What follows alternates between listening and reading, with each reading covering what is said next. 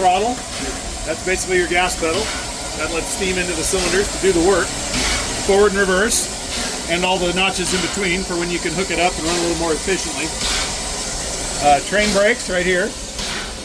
And these are the independents for the engine. Two totally separate sets of brakes.